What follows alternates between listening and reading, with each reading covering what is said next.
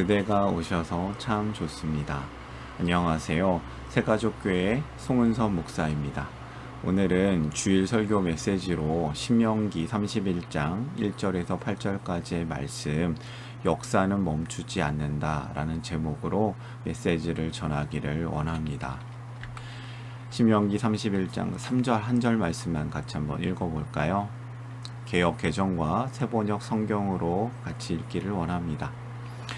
여호와께서 이미 말씀하신 것과 같이 내 하나님 여호와께서 너보다 먼저 건너가사 이 민족들을 내 앞에서 멸하시고 내가 그 땅을 차지하게 할 것이며 여호수아는 내 앞에서 건너갈지라.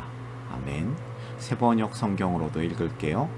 주 당신들의 하나님이 당신들 앞에서 건너가셔서 몸서 저 민족들을 당신들 앞에서 멸하시고 당신들이 그 땅을 차지하게 하실 것입니다. 주님께서 말씀하신 대로 여호수아가 지휘관이 되어 당신들 앞에서 건너갈 것입니다. 아멘. 오늘 말씀에 배경이 있어요. 배경은 후임자를 세우는 내용이에요.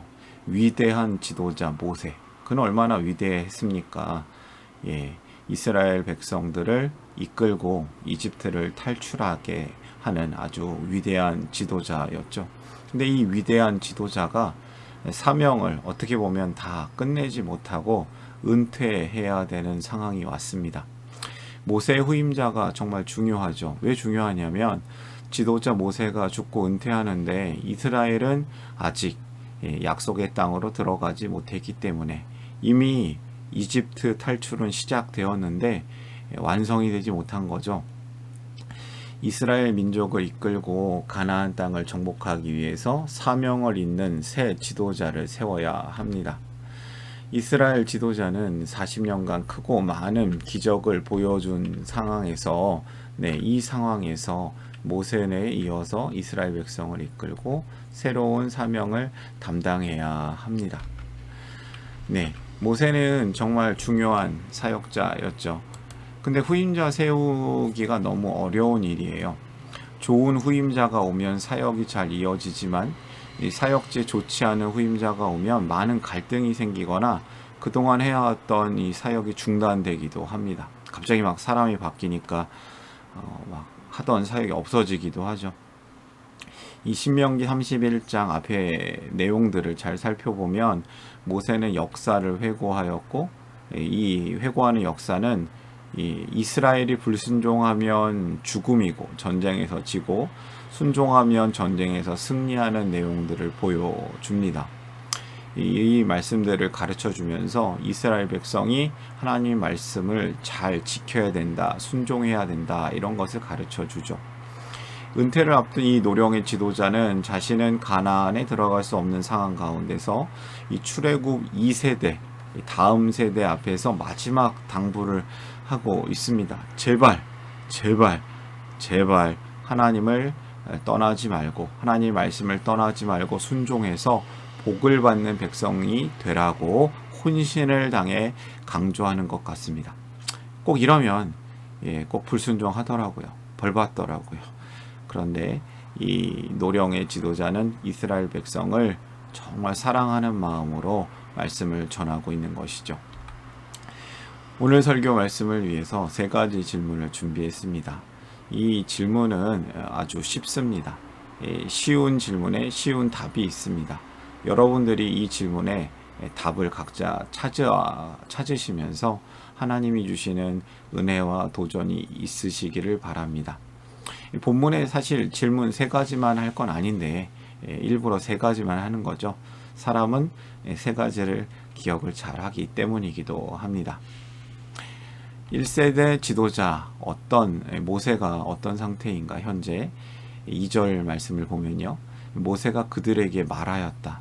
이제 내 나이 120살입니다. 할아버지가 된 거죠. 이제 내 나이 120살입니다. 이제 더 이상 당신들 앞에 서서 당신들을 지도할 수 없습니다. 주님께서는 내가 요단강을 건너는 것을 허락하지 않으셨습니다. 비유적인 말로 죽는다는 걸 요단강 건넌다고 하죠. 근데 지금 이 모세는 거꾸로 요단강을 건널 수가 없다. 하나님이 허락하지 않았다. 이렇게 얘기하고 있습니다. 지도할 수 있는 힘이 없는 노인이에요. 그리고 하나님이 허락하지 않으셨대요. 그 땅에 들어갈 수 없는 거예요. 근데 너희들은 그 땅에 들어가야 해요. 모세의 마음이 어떠했을까요? 모세는 실패한 사역자입니까? 모세의 지도를 통해서 이스라엘 민족이 가나안 앞까지 왔습니다. 그리고 모세는 그동안 아주 하나님이 주시는 능력으로 또 하나님의 은혜로 성실함과 충성함으로 최선을 다해 왔습니다. 근데 모세는 가나안 땅에 못 들어갑니다. 여러분, 모세는 실패했습니까? 모세는 가나안 땅에 못 들어가면 잘못된 사역자입니까? 아니요. 그는 가나안 땅보다 훨씬 좋은 진정한 하나님의 나라, 하나님 나라에 들어가는 사역자였습니다.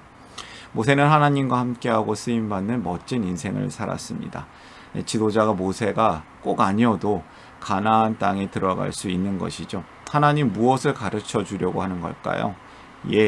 모세가 가나안 땅에 들어가게 하는 게 아니라 하나님께서 너희들을 가나안 땅에 들어가게 하신다. 이것을 가르쳐 주시기 위함 아닐까요?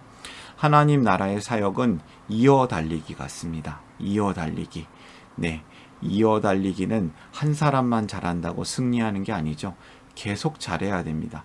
심지어 넘어질 수도 있습니다. 넘어지면 다시 일어나서 열심히 뛰다 보면 좋은 결과가 있지 않겠습니까? 유명한 말이 있습니다. 오늘 하루를 처음처럼 사랑하고, 처음 만나는 것처럼 사랑하고, 그리고 마지막처럼 최선을 다해서 살아가라. 마지막처럼 살라. 이것이 모세가 보여주는 삶이 아닐까 생각이 듭니다. 이 모세는 두 번째 질문이죠. 모세는 이 세대에게, 다음 세대에게 어떤 말을 남기고 있습니까? 3절.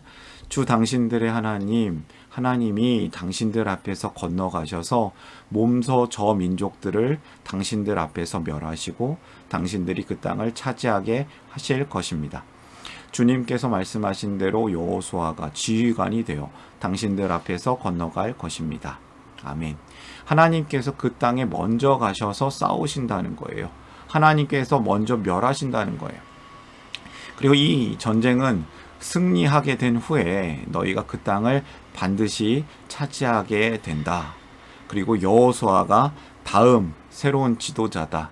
이 여호수아에 대해서도 얘기할 게 좀 많은데요. 그냥 간략하게 얘기하면 여호수아는 레위 지파는 아니에요. 모세의 아주 정통 후계자가 될 만한 혈통적인 지파적인 그런 배경은 없어요. 그러나 모세를 계속 잘 따라다니고 모세를 잘 도왔던 그 도우미가 이제는 지도자가 되는 것이죠. 그동안 저 방송실에서 자막 넘기던 아주 착한 스텝이 갑자기 이제 목사님이 나오셔가지고 이제 내일부터는 이 사람이 우리 교회 목사님입니다. 목회자입니다. 마치 이런 느낌이지 않았을까라는 생각도 한번 해봅니다. 다음 세대에게 남겨야 할 것이 무엇이겠습니까? 모세는 지금 다음 세대에게 아주 귀한 말씀을 전하고 있죠. 그건 바로 하나님을 향한 믿음을 남기고 싶은 거예요. 돈을 남기겠습니까? 건물을 남기겠습니까? 어떤 좋은 것을 남겨야겠습니까? 가장 좋은 것은 믿음을 남겨야 합니다. 이 코로나 시대를 살아가는 우리가 다음 세대에게 무엇을 남겨야겠습니까? 믿음을 남기시길 바랍니다. 하나님 나라 백성의 정체성을 남겨야 됩니다. 그러려면 말씀을 잘 지키는 백성이 되어야 합니다. 제사장 나라가 되고 또 하나님이 주시는 그 축복의 통로가 되어서 이 모든 열국, 모든 백성들에게 하나님의 말씀을, 복음을 전하는 백성이 되어야 하겠습니다. 그리고 하나님 나라 복음의 비전을 남겨야 합니다. 그냥 나만 잘 먹고 잘 사는 자기 중심성, 자기만 구원하는 구원자, 그 메시아만 믿는 것이 아닙니다. 정말 중요한 거는 하나님 나라 복음의 비전을 가지고 살아가는 것이죠. 하나님 나라, 이미 시작됐지만 아직 완성되지 않은 하나님 나라를 이 땅 가운데서 살아가야 되지 않겠습니까? 하나님 나라 백성은 세상 안에 살면서 in the world, 세 속에 속하지 아니하며 not of the world, 세상 안으로 복음을 살아내는 사람 아니겠습니까? into the world. 여러분, 이러한 사람들이, 이러한 다음 세대가 되기를 위해서 우리 현재 세대의 믿음의 사람들도 그렇게 살아가야 되지 않을까 생각합니다. 마지막 질문이에요. 세 번째 질문. 이 세대는 이제 어떻게 살아야 하는가? 모세는 이제 백성들에게도 얘기를 하고요. 여호수아에게도 얘기하고 있어요. 6절은 백성들에게 하는 말이에요. 마음을 강하게 하고 용기를 내십시오. 힘을 내세요. 용기를 내세요. 그들 앞에서 두려워하지도 말고 무서워하지도 마십시오.